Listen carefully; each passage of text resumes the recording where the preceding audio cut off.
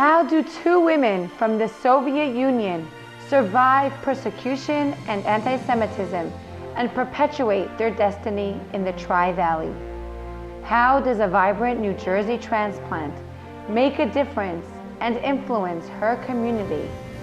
What happens when the Jewish messages parents instill in their daughter are awakened decades later? How does a mother persevere even when her children seem disillusioned with their Jewish identity?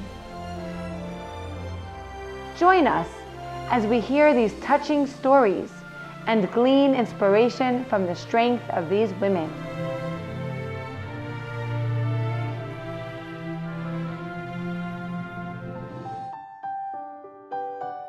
I grew up in New Jersey, in East Brunswick, New Jersey, and I grew up in an area that was culturally strong when it came to Judaism. Our schools closed on Rosh Hashanah and Yom Kippur. The mantra of my parents was that you will marry a nice Jewish boy one day. I believe they whispered it to me in my sleep. I then moved here to California, and it was quite a culture shock. During the course of this time, I went for our first Hanukkah here to a store looking for Hanukkah candles. I asked about where would I find your Hanukkah selection, and the look on the salesperson's face was one of he had no idea what I was talking about. I didn't realize how much help was needed to really grow the Jewish community. We are not people who could write the $1 million checks that all these Jewish organizations need, but I had time to give. I could work and give time and my skills and talents toward this. I knew maybe that was the reason I moved to Northern California. Maybe God had a plan for me I didn't know about.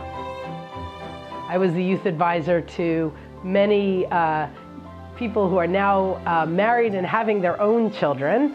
Amazingly, I can tell you quite a few of them are living Jewish lives in Israel and are Shomer Shabbos, and they're educating their children in a Jewish way. And so that's really heartwarming to know maybe I had something to do with that. I lived in the capital of Latvia, which is Riga. We were Jewish, but we were not able to practice any religion. I was growing up in the former USSR, in the small town in Ukraine, Vinnytsia. My mom occasionally did light the candles, but most of the time she afraid to do it. Sometimes on Hanukkah we did hide inside the house, and we did that. I also went to one Simchat Torah celebration in our synagogue. We had one synagogue in Riga. So I went there, and next day I was called to the dean of my college. There was always informants in all of these events. And so somebody saw me there, and he said that if they see me there again, I will be expelled from college. The only one thing I knew about being Jewish, I had to marry a Jewish man. And I remember a conversation with my uncle. He was telling me I have to marry a Jewish man. And I asked him, I said, where would I find the Jewish man? In Latvia.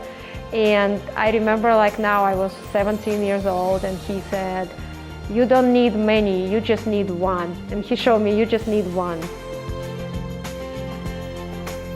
So I brought my papers to admission office to apply for economics major.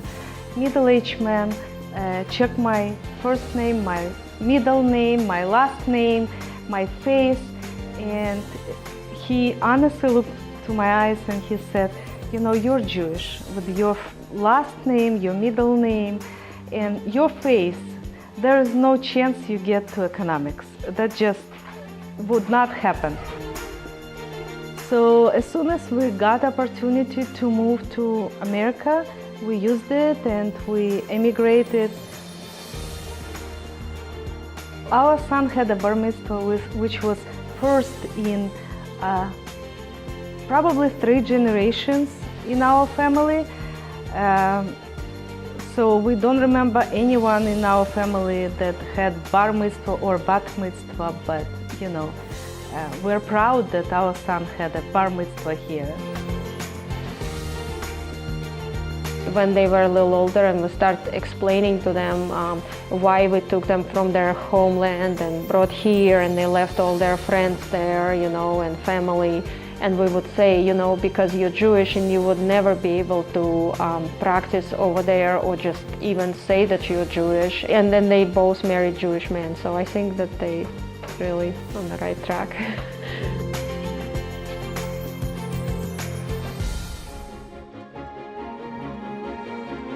I have two wonderful children, Josh 19 and Emily 21, and both were raised with a typical American Jewish education. But even with that education, they still struggled finding their own Jewish identity. About a year before Josh was bar mitzvahed, he told Michael and I that when he turned 18, he wasn't going to be Jewish anymore. About 4 or 5 years ago, we took a trip to Europe, and while we were wandering the streets of Paris on a Friday afternoon, some nice Jewish young men came up to us and asked if we were Jewish. And when we said yes, they whisked Josh and Michael over to a table where they started helping them wrap tefillin. To Josh, it was very embarrassing. He was so angry he barely spoke to us for the rest of the day. Emily had a boyfriend who was not Jewish, and she dated him for several years. And at one point she actually said to Michael and I that if they were to get married, she would probably convert to Mormon, which was his family's religion. And to say the least, Michael and I were devastated. For my children, attending Sunday school and Hebrew school, going to Shabbat services on Friday night, and celebrating the Jewish holidays just wasn't enough. They needed something else to help them connect with their Jewish identity. And that was really here at the Chabad. Their relationship grew slowly, and over time, Josh has come back to feel a sense of Jewish identity. Recently, Josh participated in a birthright trip where he wrapped tefillin willingly and prayed.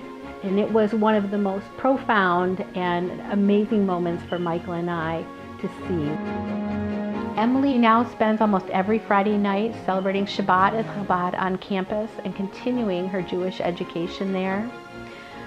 She has a Jewish boyfriend now, and she can't imagine her future without a Jewish husband and without building herself a Jewish home.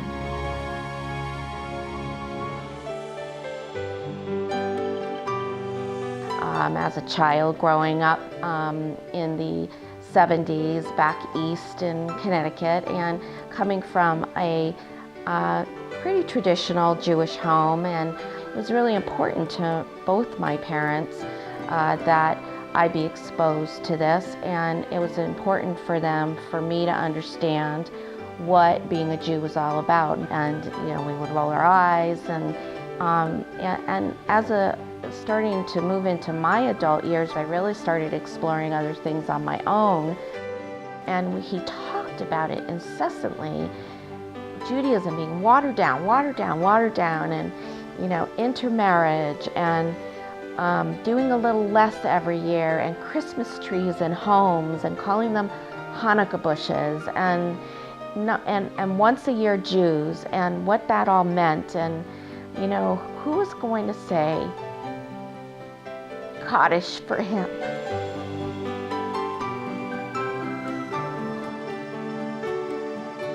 The most triumphant, I believe, is that my dad was right. He would be smiling if he heard me say that. My dad and mom were right. My children identify as Jewish. My parents were buried in a Jewish cemetery. All I know is that when I stood over my mom and said the Shema, that I was connected to thousands of generations before me, that connected me and my daughter to thousands of generations after me. And what more could you want?